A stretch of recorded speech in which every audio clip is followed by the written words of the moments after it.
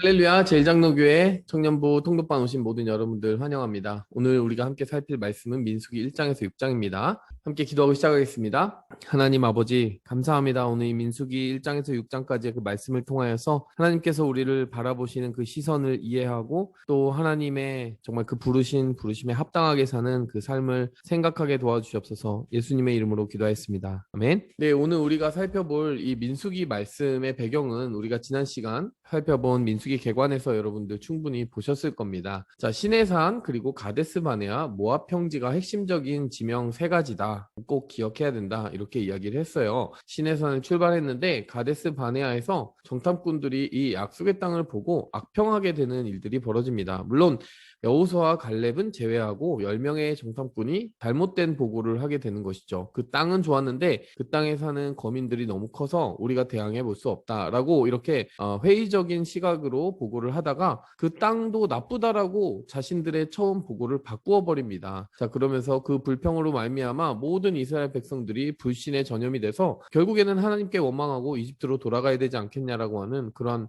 불신의 통곡이 울려 퍼지기 시작하고요. 하나님께서는 그들이 약속의 땅에 들어갈 수 없게 만드는 정말 한 가지 조치를 취하게 되는데요. 광야에서 돌다가 1세대가 다 죽기까지 하나님께서 그들을 방랑자로 삼으시겠다 이렇게 이야기를 하는 심판이 내려지게 됩니다. 그래서 이렇게 가던 길을 돌이켜서 뒤로 돌아가는 모습을 보여지게 되고요. 결국에 이렇게 38년간을 광야에서 돌다가 하나님께서 1세대가 다 죽은 후에 모압 평지로 그들을 이끄셔서 이 가나안 땅이 내다보이는 곳까지 이들을 인도하시는 지점까지 이 민수기의 이야기가 끝나는 배경이 된다라고 이야기를 할 수 있겠습니다. 자, 그 다음에 이 민수기 전체 구조가 그렇기 때문에 이 3단계로 이루어지는 것이죠. 시내산에서 20일, 가데스바네에서 38년, 그리고 모압 평지에서 수 개월이 있게 되는 것이고요. 그리고 여러분들 중요하게 볼 만한 그런 어떤 마크할 지점은 뭐냐? 1차 인구조사 그리고 2차 인구조사가 있는 것이죠. 자, 출애굽 1세대를 대상으로 1차 인구조사를 했습니다. 그런데 1세대가 다 죽고 2세대만 남았을 때 2차 인구조사가 있습니다. 여러분, 이 인구조사의 성격은 어떤 의미를 가지고 있습니까? 인구조사의 성격은 군대의 어떤 인원을 점호하는 의미를 가지고 있어요. 점호라는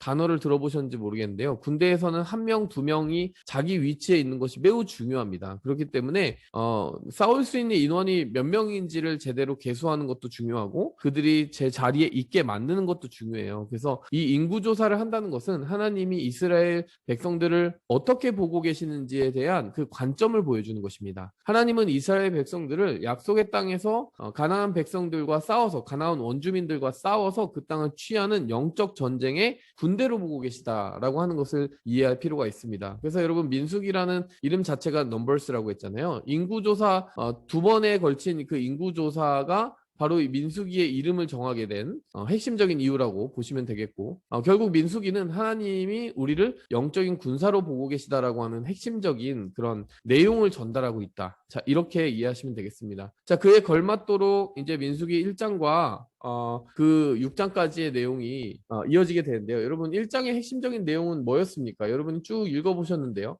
각 지파를 대표하는 지휘관들이 앞부분에 설명이 이렇게 되어 있고요. 뒷부분에 가면은 이렇게 르우벤 지파에서 계수된 자 46,500명이다. 시므온에서는 얼마다. 이렇게 각 지파별로 숫자를 세고 인구를 조사합니다. 그런데 인구 조사할 때 핵심적인 단어가 있어요. 여러분 잊지 마셔야 되는데 20세 이상으로 싸움에 나갈 만한 남자를 명수대로 다 계수하였다. 그러니까요. 여러분 여기 지파별로 계수된 인원은 모든 그 지파에 살고 있는 인구를 다 모아서 계수를 한 게 아니에요. 20대 이상 그리고 남자 그렇게 계수한 기준은 뭐다? 전쟁에 싸움에 나갈 만한 남자를 계수한 것이다. 그렇기 때문에 지금 이들이 계수하고 있는 이 계수의 목적을 이해하셔야 되는데 그것은 바로 이들을 군대 조직화하려는 하나님의 의도가 있었다라는 것을 이해하셔야 되고요. 자, 이렇게 다 계수하고 보니까 합계가 도합 60만 명 정도가 되는 거예요. 자, 이스라엘 인구 전체를 계산했을 때 20대 이상 남자만 60만 명으로 추산했기 때문에 이렇게 계수했기 때문에 전체 인구는 얼마나 될 것이냐? 여기에 한 3배에서 4배 정도가 될 것이라고 이해하시면 되고 200만 명 정도를 웃돌거나 뭐 그럴 것이라고 추산할 수가 있는 것이죠. 자, 레위 지파는 그런데요. 계수를 하지 않았습니다. 이게 47절부터 54절까지 나오는 그런 내용입니다.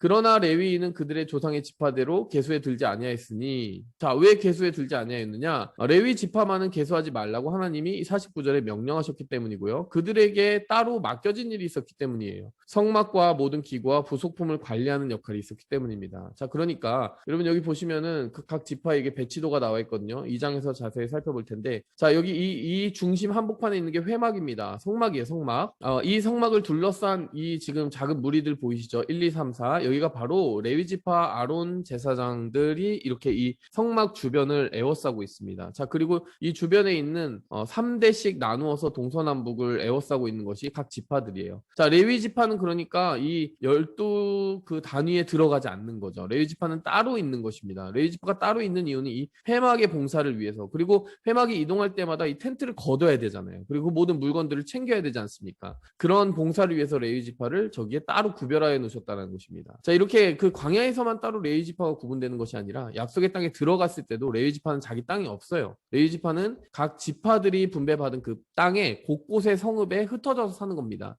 그들을 흩어져 살게 하는 이유는 각 성에서 하나님의 그런 제사, 하나님께 드리는 예배를 그들이 인도하고 또 관리하고 또 모든 정말 하나님의 말씀을 전하는 역할을 그들이 영적으로 감당해야 되기 때문에 레위 지파에게는 땅을 주지 않는 것이죠. 그러니까 여러분, 레위 지파는 자기의 어떤 몫이 없는 것처럼 보이지만, 여러분 달리 말하면요, 하나님을 섬기는 일이 그들의 몫이었다라고 볼 수 있는 것입니다. 자, 민수기 1장은 이렇게 하나님께서 그들을 조직화하는 장면으로 끝나요. 계수하는 장면으로 끝납니다. 근데 여러분 2장으로 한번 넘어가 봅시다. 2장은 그렇게 그 각 지파들을 계수했는데 그들을 어떻게 이렇게 진영화하여서 그들을 어떻게 배치할 것인지에 대해서 하나님이 명령하시는 장면이 나옵니다. 여기에 제가 챕터 제목을 진영의 배치라고 했는데요. 이 진영 이런 것들이 그 군사 용어예요. 여러분 캠프라고 영어 성경으로 보면 캠프라고 나와 있는데, 여러분 군대에서 가장 중요한 게 뭔지 아십니까? 이 군대가 이동할 때마다 자기의 그 대열을 잘 지키는 거예요. 그래서 줄서기를 잘하는 것입니다. 왜냐하면은 적이 기습 공격을 한다거나 공격을 이제 예상치 못하는 타이밍에 하게 되면은 막 사람들의 그 생존 본능에 의해서 흩어지고 사방으로 막 도망가게 될 수도 있거든요. 그런데 옆에서 자기 위치가 여기다라고 하는 그 인식이 쫙 있으면요, 군대가 그렇게 당황하거나 혼비백산하지 않고 자기 자리를 지켜가면서 좌우 옆에 그 동료들을 의식하면서 용감하게 싸울 수가 있습니다. 이 진영을 배치한다는 것은요, 그들에게 어떤 질서를 부여하는 거예요. 그들을 지켜주는 그 동료와 공동체와 연대 의식을 가지는 겁니다. 여러분 벌써 하나님이 우리를 군대 조직으로 생각하시는데, 단순히 그냥 군대 조직으로 너넨 군대야 라고 말씀하시는 게 아니라 이렇게 아주 조직화된 어떤 위치를 부여해 가지고요, 그 지파들이 있어야 될 자리를 딱 부여해 주셨다는 것이 그래서 이 민수기 2장에 나오는데, 그 민수기 2장의 내용이 결국 우리에게 어떻게 적용이 되겠습니까? 그것은 우리가 지켜야 될 자리가 있다라는 것을 이야기해 주는 거예요. 내가 흐트러지고 내가 자리를 이탈하게 되면요, 나만 위험해지는 것이 아니라 내 양옆에 있는 그 내 동료들, 내가 지켜주어야 되는 믿음의 그런 동지들이 위험해지게 되는 것이죠. 여러분, 우리는 항상 믿음의 싸움을 나만을 위해서 하는 것 아닙니다. 내 영혼만을 위해서 하는 것이 아니라 누군가를 지키기 위한 싸움을 하는 것이고, 그들을 위해 내가 지켜야 될 그 자리가 있고 책임이 있다는 것을 늘 생각하는 공동체 중심적인 사고, 교회 중심적인 사고를 우리가 가져야 됩니다. 그럼 영적 전쟁은 혼자 싸우는 게 아니에요.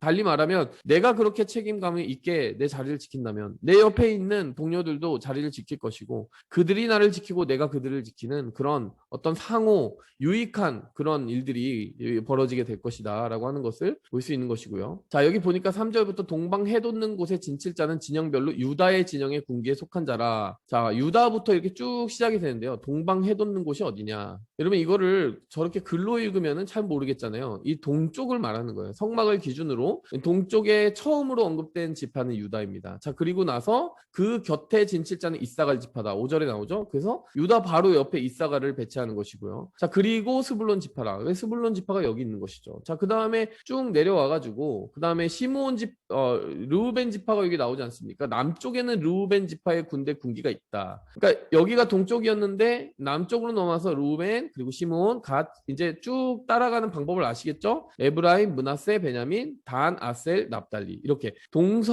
동남 그리고 서북 이렇게 이 순으로 이렇게 쭉 기록이 돼 있어요. 여러분이 이거 그냥 읽으면은 뭐 이렇게 지금 어떤 순서가 있는가 싶은데 이제 동서남북을 어떻게 배치해야 되는지에 대한 하나님께서 그 그림을 이렇게 비주얼라이즈 하셨다라고 보시면 되고요.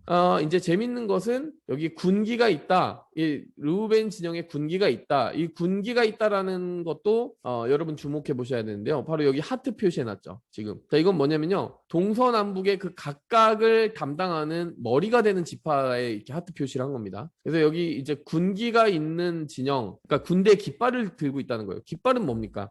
이제 여기가 이제 통소라는 지파니까 여길 따라와라 이거 얘기하는 거예요. 그러니까 지금 이 동쪽에서는 유다가 짱이고요. 네, 남쪽에서는 르우벤이 탑이고, 네, 이 서쪽에서는 에브라임이 탑이고, 북쪽에서는 단지파가 탑이다. 이렇게 여러분 이해하시면 되겠습니다. 근데 유다, 르우벤, 에브라임, 단 뭐 공통점이 좀 보이십니까? 유다 지파 같은 경우에는 하나님께서 이제 앞으로 예수 그리스도가 이 지파에서 오게 하시잖아요. 그만큼 굉장히 영적인 의미가 강하게 깃들어 있는 하나님이 정말 가장 중요하게 보신 지파고 그렇기 때문에 가장 중요한 위치를 차지하고 있죠. 르우벤 같은 경우에는 어떻습니까? 뭐 워낙 그 야곱의 몸에서 난 첫 번째 장자 아닙니까? 그렇죠? 에브라임은 어떻습니까? 요셉이라고 하는 가장 중요한 인물의 둘째 아들이죠. 그러니까 요셉을 이어서 받게 되는 에브라임이 바로 정말 어떻게 보면 장자의 명분을 받고 축복을 받잖아요. 그 야곱으로부터 그 축복을 받게 되는데 그런 의미에서 에브라임이 중요하죠. 그 단지파도 그 종의 몸에서 야곱의 종들의 몸에서 나온 그러니까 야곱에게 라헬과 레아가 있었는데 레아와 라헬의 그 몸종들에게서도 자녀가 나오는데 그 중에서 단이 또 으뜸이지 않습니까? 그래서 이 단지파에게 그 수장의 자리를 맡긴 것이죠. 자, 여기 보면은 여기 다른 그림도 제가 여기다가 해놨는데요. 여기에 보면 유다가 가운데 있는데 이 그림은 정확한 위치에 의해서 해놓은 게 아니라 유다가 핵심이기 때문에 이렇게 색깔을 이렇게 짙게 해놓고 가운데 놨을 뿐이지 정확한 지리적 위치는 이 그림이 맞고요. 이 그림은 틀린 겁니다. 알겠죠? 예, 틀렸는데 뭐 틀렸다기보다는 이 그림을 이렇게 그린 의도가 다르다라고 보시면 되겠고 여러분 여기 좀 야곱의 아들들이 누구의 몸에서 태어났느냐 어떤 아내의 몸에서 태어났느냐에 따라서 이 아들들을 이렇게 딱 그 색깔을 구분해 놨잖아요. 레아, 실바, 라헬 그리고 비라. 라헬의 종인 비라, 레아의 종인 실바 이렇게 해서 색깔별로 구분해 놨는데 여러분 여기 보시면은 레아의 소생으로부터 이사갈, 유다, 스불론 그리고 레아의 소생인 시몬과 르우벤 그리고 여기 라헬의 소생인 므낫세, 에브라임, 베냐민 같은 곳에 좀 묶여있는 느낌 있죠? 여러분? 아니, 보시면 이 기준이 뭐겠습니까? 조금 혈통적으로 가깝고 서로 친밀한 지파들끼리 이렇게 놓은 거죠. 여러분 그렇게 하면 유익이 뭐가 있겠습니까? 서로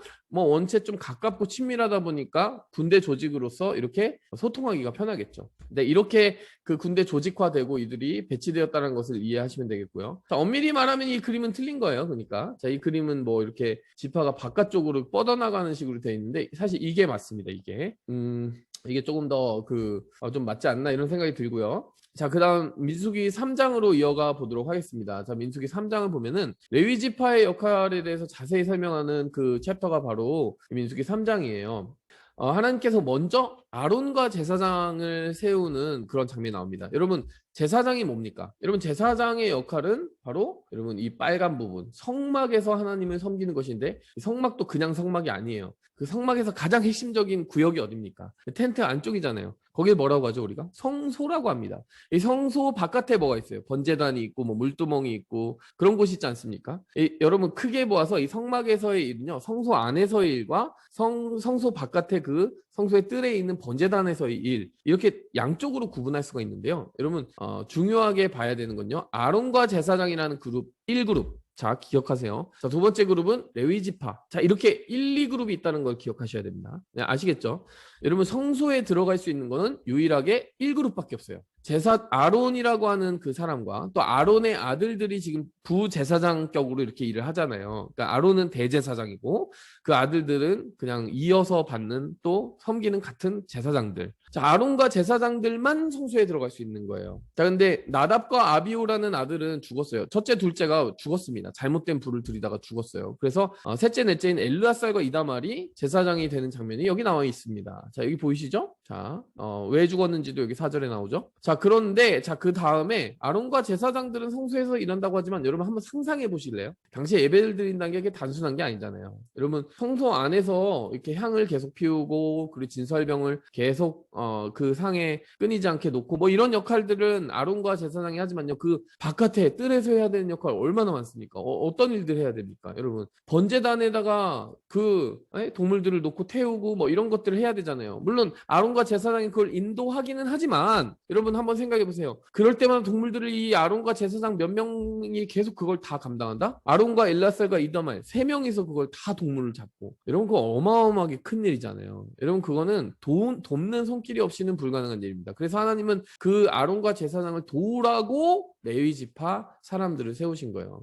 자, 근데 여러분 오해하지 마셔야 되는 거. 레위 지파 사람들이 아론과 제사장을 보조하는 역할이긴 하지만 이들에게 허락되지 않은 구역이 있는데 거긴 어디다? 성소다. 성소는 아론과 제사장에게만 허락된 것이고요. 그 성소에는 레위 지파가 발을 들이는 순간 하나님이 죽이시겠다고 했어요. 레위 지파는 거길 넘보면 안 되는 거예요. 그러니까 어떤 역할만 하느냐? 뭐 동물을 잡는다든지 처리한다든지 이런 데서 어시스턴트 역할을 해야 되는 것이죠. 자, 레위의 그 자손들에게도 그 일들을 그렇게 맡기는 것이 6절 이하부터 이렇게 나오지 않습니까? 레위 지파는 아론에게 나아가서 그에게 시종하게 하라. 이게 그 말입니다. 그러니까 모든 그 회막의 일들을 이제 아론과 제사장이 혼자 감당하는 것이 힘드니까 돕도록 한 것이죠. 그 정체성을 분명히 알아야 되는 것입니다. 근데 레위인들이 그냥 이제 뭐 레위인들이다라고 되어 있는 것이 아니라 레위의 그 아들들의 그 이름을 따라서 계열이 있어요. 레위 아들들이 게르손, 고핫, 무라리가 있었는데 그 아들들의 뭐라고 하죠? 후손들에게 맡겨진 일들이 다 달랐어요. 게르손의 후손들, 고핫의 후손들, 무라리의 후손들에게 덮개와 휘장과 줄들. 자, 게르손의 후손들에게 맡겨진 일과 고핫의 후손들에게 맡겨진 일, 무라리의 후손들에게 맡겨진 일이 다 달랐다는 거죠. 보이십니까? 네, 그렇죠? 게르손 후손들에게는 덮개와 휘장과 줄들. 그러니까 그 성소를 둘러싼 껍데기들, 그리고 그 안에 있는 휘장. 이제 고핫 자손들에게는 법궤상 등잔대 제사도구니까 그 안에 있는 것들. 그리고 여기 제사도구라고 하는 것은 번제단까지. 그러니까 여러분 그 성막할 때 여러분 기억하십니까? 이렇게 막대기가 다 꽂아져 있잖아요. 어깨에 메고 가도록. 그쵸? 여기 있는 것들의 공통점이 그겁니다. 자, 제가 이 그림에다 넣어놨는데 여러분 그림에다가 여기 넣어놨습니다. 이 민수기 4장 쪽에 넣어놨는데 여기 보이십니까? 이 막대기. 자, 이거 언약궤잖아요. 그리고 이거 뭡니까? 이거 분향단이잖아요. 이거 뭐예요? 이거 진설병, 탕. 그리고 이거 뭡니까? 번제단. 여기 다 공통점이 뭡니까? 막대기가 꽂혀져 있어요. 왜 꽂혀져 있습니까? 언제든지 이동할 수 있도록 이걸 뽑지 말라고 하셨어요. 그냥 평소의 모습이 이렇게 막대기가 꽂혀져 있는 거예요. 자, 그걸 누가 맡았다? 고핫 자손들이 맡았다. 그들이 이제 어깨 짊어지고 가는 겁니다.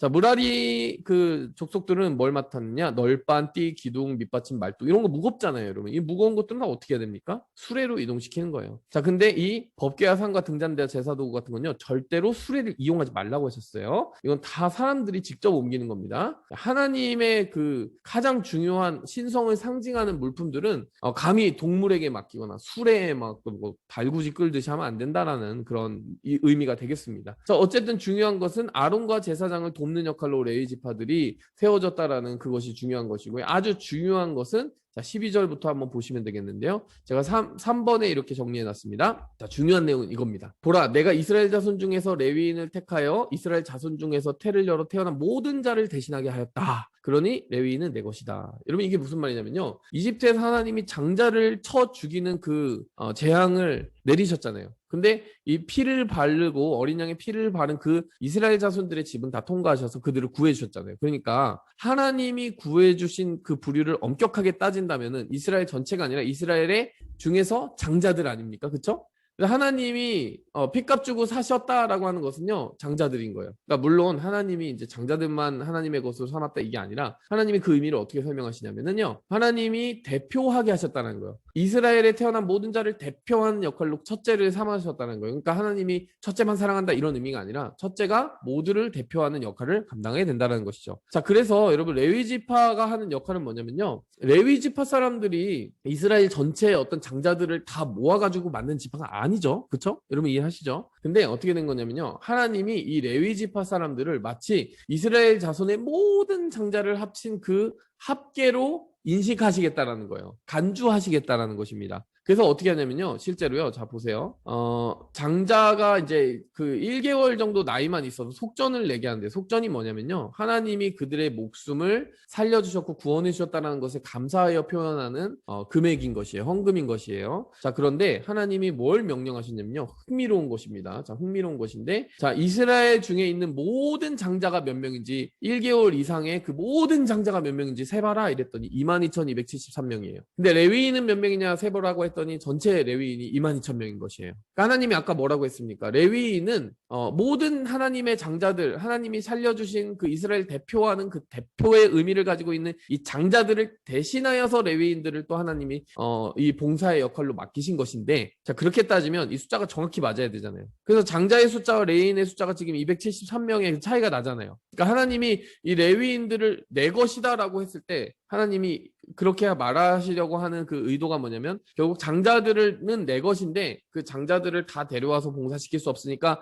레위 지파를 장자로 여기고 데려와서 일시키겠다, 이런 얘기를 하신 건데 273명의 차이가 나잖아요. 그래서 하나님이 273명에 해당되는 속전만 내라 이렇게 이야기하세요. 무슨 말씀인지 아시겠어요? 그러니까 모든 장자들은 속전을 내야 되는데 레위 지파 사람들이 봉사하는 것으로 그 속전이 커버되는 게 22,000명분이 있는 것이고, 273명분이 커버가 안 되니까 273명분에 대해서는 돈으로 그들이 자신의 어떤 생명을 구원해 주신 하나님께 대한 그 금액을 감당해야 된다는 것이 이해가 되시죠? 그러면 레위인 22,000명이 따로 섬기는 것이 그들을 이 장자들이 하나님께 내야 되는 그 어떤 헌신, 그것을 대신해주고 있다는 것을 여러분 이해하시면 되겠습니다. 그러니까 레위인들이 실제 장자만 모아놓은 지파 절대 아니에요. 그런데 장자들이 내 것이다라고 하는 그 하나님의 선언을 대표하는 역할을 이들이 레위인이 감당하고 있다는 거죠. 상징적인 어떤 장자의 역할을 하겠다라는 것이죠. 자, 이게 레위 지파의 역할입니다. 자, 4장으로 넘어가 보도록 할게요. 그러니까 이 하나님은 레위 지파를 어떻게 생각하시는 거예요? 그러니까 모든 하나님의 그 지파를 대표하는 역할로 생각하시는 거예요. 4장을 한번 이어가서 보도록 하겠습니다. 하나님은 성막을 어떻게 관리하고 이제 책임져야 되는지에 대해서도 역할을 맡기시는데요. 성막은 결국 누가 책임져야 됩니까? 여러분 아까 뭐라고 했어요? 성소에 들어갈 수 있는 액세스는 아론과 제사장들에게만 있다라고 이야기를 하지 않았습니까? 그렇죠? 그렇기 때문에 여기 이제 증거계, 진설병상, 등잔대, 분향단, 성소도구, 제단 이런 것들 있잖아요. 하나님의 성소에 있는 물건들 아닙니까? 이 성소에 있는 물건들이 하나님이 텐트 다 이제 쳐가지고 이동할 때마다 어떻게 해야 되겠어요? 그것들을 만져야 되잖아요. 근데 그걸 누가 만질 수 있어요? 아론과 제사장들만 만질 수 있잖아요. 그러니까 하나님이 이 앞부분에, 민수기 4장 앞부분에는요, 이 아론과 제사장이 이걸 어떻게 잘 랩업을 해야 되냐, 이렇게 포장을 해야 되느냐, 그 방법을 알려주세요. 여기 보면은 휘장으로 그 밑을 감싸고, 해달의 가죽으로 그 다음에 감싸고, 그 다음에 순청보자기로 이렇게 감싸라. 이 증거궤는 이렇게 감싸야 된다. 언약궤는. 진설병상은 청색 보자기로 처음 감싸고, 진설병을 그 위에다가 놓고, 떡을 그 위에 놓고, 홍색 보자기로 감싸고, 그 다음에 해달의 가죽으로 감싸라. 이렇게 순서가 다 나와요. 마지막에 대부분 해달의 가죽으로 감쌉니다. 해달의 가죽은 좀 방수도 잘 되고 그런 실용적인 의미도 있겠죠. 어쨌든 이 물건들을 다 아론과 제사장이 감쌀 수밖에 없어요. 왜? 그들만 성소에 들어갈 수 있으니까. 자, 그리고 엘르아살, 그 아론과 제사장 중에서 엘르아살은 등유와 그리고 그런 어노인팅 오일, 소재물, 관유 이런 것들, 성소 도구, 장막 전체 이런 걸 좀 관리하고 이렇게 챙기는 역할을 해야 되는 것이죠. 자, 그런데 이렇게 다 덮어놨으면, 자, 이제 덮어놓은 것을, 덮어진 이 성물을 누가 이동시켜야 됩니까? 들고 가야 되는 걸 레위 지파가 하는 것이에요. 자, 그래서 이 법궤와 상과 등잔대 제사 도구를 위해서 앞에 이제 다 포장을 해놨잖아요. 그 포장한 것을 매야 돼요. 이 고아 자손들이 매야 돼요. 성소 안에 있는 그 도구들을 그들이 어깨 쥐고 가야 되는 거예요. 만지면 절대 안 됩니다. 술에 사용하면 안 됩니다. 게르손 자손들은 이다말의 감독하에, 이다말은 누굽니까? 엘르아살 말고 이다말이 이제 그 다음 넷째 아들이잖아요. 그렇죠? 아론의 넷째 아들이죠. 그 감독하에 회막 덮개, 휘장 줄들을 수레를 사용해서 옮깁니다. 무라리 자손들은 아까 나머지 성막 널판, 띠, 기둥 이런 것들을 수레를 사용해서 옮겨요. 자, 어쨌든 여러분 이동할 때는 어떻게 이동해야 되느냐가 결국 4장의 이제 핵심인 것이고요. 자, 그리고 이 각 레위 지파의 후손들의 인원수가 여기 기록이 되어 있습니다. 2,750명, 2,630명, 3,200명, 2,000명에서 3,000명 사이로 이제 구성이 되어 있는 것을 볼 수 있고요. 여기 그 지파의 진영도를 보시면요, 여러분, 이 성막을 기준으로 바로 동쪽에 누가 붙어 있습니까? 모세와 아론과 그 자손들. 그리고 그 둘러싼 위치에 무라리, 게술손, 고핫이 이렇게 자리 잡고 있는 것을 볼 수 있고요. 여러분, 중요한 것은 뭡니까? 성소에는 모세와 아론과 제사장만 들어갈 수 있다고 했어요. 그렇죠? 자, 그런데 이 성막의 뜰에 가서 봉사하는 거는 이 세 레위 지파의 세 족속들이 들어가서 살 수 있다고 했어요. 자, 그럼 중요한 것은 나머지 백성들은 이 성막에 들어올 수 있나요? 여러분? 나중에요. 하나님 여기 말씀 뒤에 뒷부분에 가면 들어갈 수 없다고 되어 있어요. 성막에 함부로 들어가려다가 많은 백성들이 하나님의 치심을 받아 죽었습니다. 여러분, 그 당시 시대는 그런 거예요. 성소에는 아론과 제사장만, 성막의 뜰까지는 레위 지파만, 그리고 나머지는 들어갈 수 없는 겁니다. 그러니까 여러분, 지금처럼 우리가 자유롭게 하나님의 임재 가운데로 친밀하게 들어가고 하나님을 너무 때로는 심지어는 쉽게 생각하는 경향이 있는데, 그 당시에는 하나님께 예배한다는 게 굉장히 어려운 시절이었다는 것이죠. 근데 예수님이 오셔서 십자가를 지신 그때 성막이 이제 성막 안에, 성소 안에 휘장이 갈라지잖아요. 성소와 지성소를 가르는 그 휘장이 갈라지잖아요. 그것은 바로 우리가 예수님의 피를 힘입어 하나님 앞에, 보좌 앞에 나아갈 수 있는 영원한 속죄를 받았다, 이것을 의미하는 것이죠. 이게 얼마나 참 귀한 일입니까? 어쨌든 이 4장은 성막을 어떻게 이 사람들이 관리하고 또 움직일 때마다 이동하는 데 책임을 져야 되는지에 대한 이야기가 나오는 것이죠. 자, 5장은요, 한마디로 말하면 정결함이에요. 정결함인데 이 피부병 환자들, 유출병 환자들을 격리해야 되는 그 법에 대해서 앞부분에 나오는데, 여러분, 뭐 이거는 사실 생각해 보면은 그 당시에는 이런 어떤 의료적인 지식이 많지 않았잖아요. 이걸 또 의료적으로 생각하기보다는 뭐 물론 종교적인 정결법이라고 이해하는 것이 조금 더 맞겠지만 의료적으로도 의미가 있지 않습니까? 이렇게 피부가 계속 어떤 진물이 나거나 고름이 나거나 할 때 그것이 어떤 바이러스에 의해서 감염됐을 수 있는 가능성이 있기 때문에 이런 사람들은 진 밖으로 격리를 시켜야 된다는 것이죠. 자, 그것이 하나님 앞에 좀 정결함을 지키는 길이기도 하고 실제로 조금 그 의료적인 의미도 있다, 저는 이런 생각이 듭니다. 자, 그리고 그만큼 많은 사람들이 함께 몰려서 살고 있는데 이게 필요하지 않겠습니까?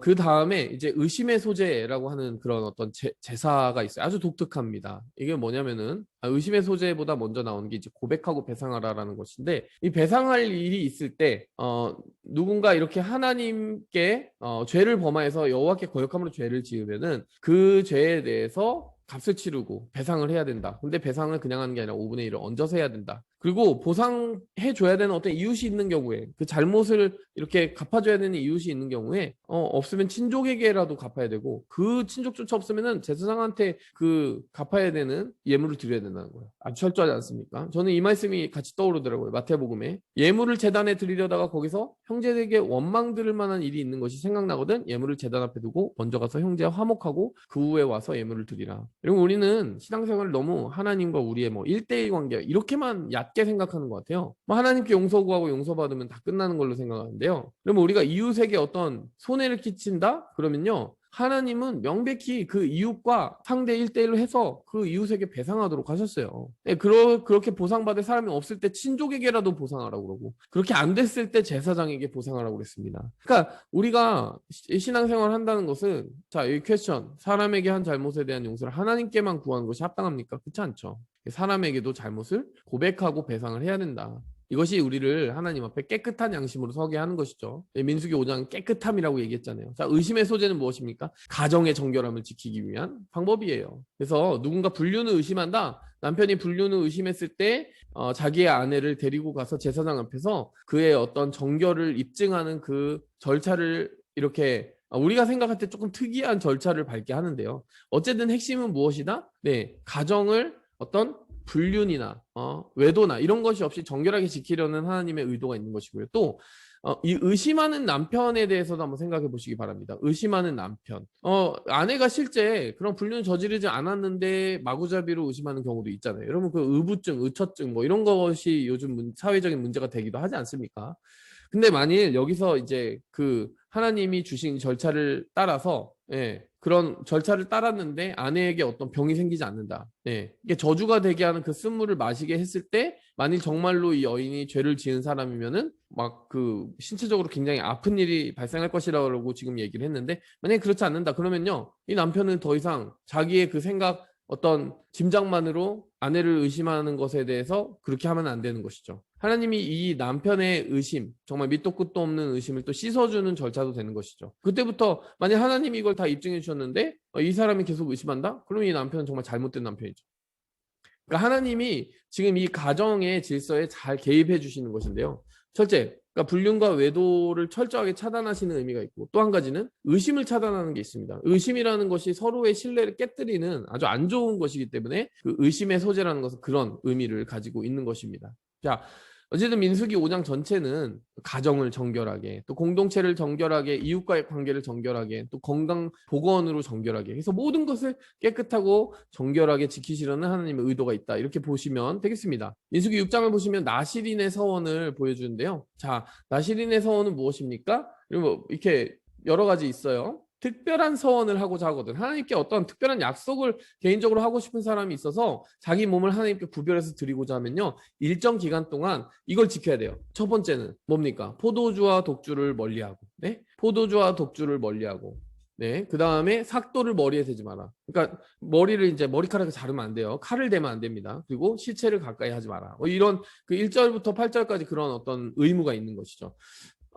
요거를 어떻게 요즘 텀으로 이해할 수 있느냐? 자, 이렇게 이해하시면 됩니다. 포도주와 독주를 멀리하라는 거는 어떤 육체의 그런 욕망을 따르지 말고 성령을 따르라는 거예요. 이건 컨트롤에 대한 이슈입니다. 여러분, 포도주 먹으면 여러분 술이나를 먹는다. 내가 술을 먹는 줄 알았더니 술이나를 먹더라. 이런 표현 들어보셨습니까? 여러분, 자기 몸에 대한 컨트롤을 어떤 서브스턴스에게 내어주는 거잖아요. 그렇죠? 근데 그런 포도주와 독주를 멀리 한다는 것은요, 내 몸의 컨트롤은 하나님의 것이기 때문에 내가 어떤 이런 물질에 대해서든 뭐에 대해서든 내 몸의 통제를 다른 것에 내어주지 않겠다는 걸 의미하는 겁니다. 이것은 포도주와 독주, 어떤 육체의 그런 어떤 방종, 육체가 막 이렇게 통제 없이 움직이는 것을 금지하는 거예요. 하나님께 드리겠다는 겁니다. 자, 삭도를 머리에 대지 않는 건요, 머리카락이 이제 하나님의 주권을 의미하는 것이기 때문에 이거를 지킨다는 건요, 하나님이 내 주인이라는 것을, 하나님이 내 주권자라는 것을 인정하는 거예요. 그리고 오너십이죠. 그러니까 또 그것을 여러분 머리가 길면은 사람들이 다 알아보잖아요. 그러니까 세상 앞에 내 주인이 하나님임을 드러내는 거죠. 아, 저 사람 나실인의 서원을 이행하고 있구나. 여러분, 우리가 지금 믿는 자들이잖아요.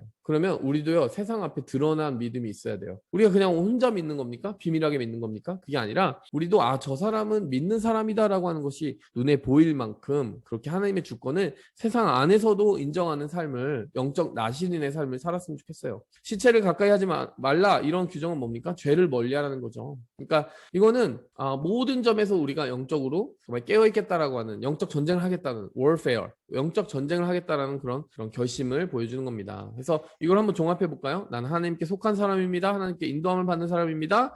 죄와 싸우는 영적인 군사입니다. Control, Ownership, Warfare. 이 세 가지에 대해서 확실하게 고백하는 표식이 되겠다라고 이해하시면 되겠고요. 자, 9절에서 12절을 보면요, 시체를 접촉한 경우에 나실인의 정결법입니다. 무슨 말이냐? 나실인은 시체를 가까이 하면 안 되는데 실수로도 시체를 접촉할 수 있잖아요. 그러면요, 7일 동안 속죄의 기간을 가지고 제8일에 뭐 제사를 드리는 이런 모든 과정을 거칩니다. 그리고 나서 머리를 밀어야 돼요. 여러분, 머리를 민다는 건 뭡니까? 머리를 지금까지 길었는데 다시 밀었어요. 그러면은 너는 다시 처음부터 시작, 이러는 거예요. 자, 그러니까 나실인, 지금까지 지켜왔던 그 나실인의 서원은 지금까지 무효가 되는 겁니다. 그리고 다시 처음부터 다시 시작을 해야 되고, 나를 다시 정해가지고, 여기 보면 12절에 여호와께 자기를 드릴 날을 새로 정해야 돼요. 그래서 속건 제물을 드려야 됩니다. 여기 속건제가 의미하는 게 뭡니까? 속건제라고 하는 것은요, 누군가에게 손해를 끼쳤을 때 그것을 보상하는 제사의 의미가 바로 속건제거든요. 그렇기 때문에 나실인의 그런 정결법이라고 하는 것이 무엇을 결국 의미하느냐?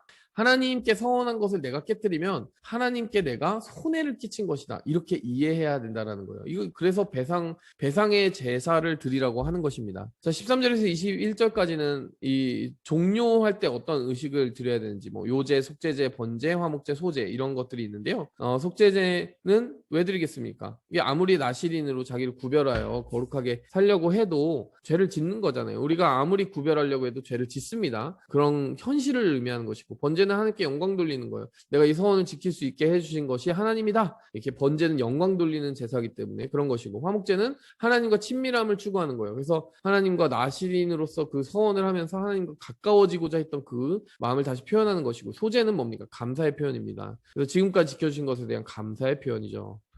자, 이렇게 이해하시면 되고요. 자, 그다음에 이렇게 그 6장이 이어지고 있는데, 자, 6장의 내용을 전체적으로 다 요약하면 6장까지 1장에서 6장까지 내용을 다 요약하면 이렇게 구조화시킬 수가 있습니다. 자, 1장에서 2장은 이스라엘 공동체를 계수해요. 자, 공동체에 관한 겁니다. 그 다음에 3장에서 4장은 레위인을 계수하지 않습니까? 레위인에 관한 것이죠. 그러니까 이스라엘 공동체 전체, 그리고 그 다음에 구별된 어떤 한 제사장과 그 종교인들을 따로 이렇게 계수합니다. 자, 그 다음에 5장을 보시면 이스라엘 공동체 전체를 어떻게 정결하게 지킬 것인가, 공동체에 관해서 다시 시선이 옮겨오고요. 자, 마지막 6장은 다시 한번 구별된 어떤 특정한 그룹에 다시 시선이 옮겨져요. 6장은 나시린에 관해서 옮겨집니다. 그러니까 여러분, 이 구조가 이해가 되세요? 공동체 전체를 이야기했다가 구별된 소수를 이야기하고, 공동체 전체를 이야기했다가 다시 구별된 소수를 이야기하고, 1, 2, 3, 4 그리고 5, 6장까지 이렇게 핑퐁 하고 있다는 것을 이해하시면 되고요. 이 내용상 개념들을 딱 이렇게 한번 요약해 봅시다. 1, 2장까지의 내용은 핵심적으로 이거예요. 그들의 숫자를 계수하는 거니까요. 너희는 하나님의 군대다. 이걸 선언하시는 거고요. 자, 그 다음에 레위 지파를 왜 계수하십니까? 너희는 예배자다. 이거를 얘기하시는 거예요. 자, 5장에서 여러분, 공동체를 정결하게 하는 방법을 왜 이야기하십니까? 너희는 거룩한 나라가 거룩한 공동체가 되어야 한다. 자, 그리고 6절 뭡니까? 나시린에 대해서 얘기하잖아요. 그 공동체 가운데 섬기는 자들은 더욱더 거룩한 구별됨이 필요하다. 자, 이거 아닙니까? 자, 너희는 하나님의 군대이며 하나님을 예배하는 자들이며 거룩한 나라 거룩한 공동체가 되어야 하며 그러한 공동체 가운데 섬기는 자들은 더욱더 거룩한 구별됨이 필요하다. 여러분, 이것이 민수기 6장까지의 이 모든 내용을 다 요약하는 내용이라고 볼 수 있겠습니다. 여러분, 이 구조가 전체적으로 이제 들어오시죠? 자, 결국 민수기는 어떤 이야기를 하고 있는 겁니까? 너희는 하나님의 군대야. 하나님의 군대답게 거룩하고 정결하게 너희 자신 지켜야 돼. 그리고 그 가운데서도 특별히 구별된 자들은 더욱더 깨끗하고 온전하게 자신을 지킬 수 있어야 해. 그래야 영적 전쟁에서 승리할 수 있어. 이런 내용 아니겠습니까? 이것을 기억하면서 여러분, 우리의 신앙생활에도 그러한 거룩함과 정결함, 그리고 하나님에 대한 부르심을 지키는 그런 적용이 있으면 좋겠습니다. 함께 기도할게요. 하나님 아버지, 감사합니다. 오늘 이 민수기 1장에서 6장의 말씀을 통하여 우리의 신앙생활이 하나님께 부름받은 그 영적 전쟁의 군사로서 부름받은 삶이며, 또 그 삶을 위해서 제사장과 또 하나님 섬기는 자들, 예배하는 자들로 구별되어 부르심 받은 또 그 삶임을 또 우리가 말씀을 통해 살펴보았습니다. 세상에서 구별된 거룩함을 지키고 또 하나님을 섬기고 예배하는 자들로서 합당한 더욱더 높은 수준의 정결함과 거룩함을 지키는 우리가 되게 도와주셔서 세상에서 영적으로 전쟁하고 싸워 이기는 데에 정말 하나님의 그 무기를 가지고 승리하게 도와주시옵소서. 예수님의 이름으로 기도하였습니다. 아멘. 네, 여러분, 이 말씀대로 우리의 무기는 칼과 창이 아니라 예배라고 하는 것, 거룩함이라고 하는 것을 늘 잊지 마시기 바랍니다. 축복합니다.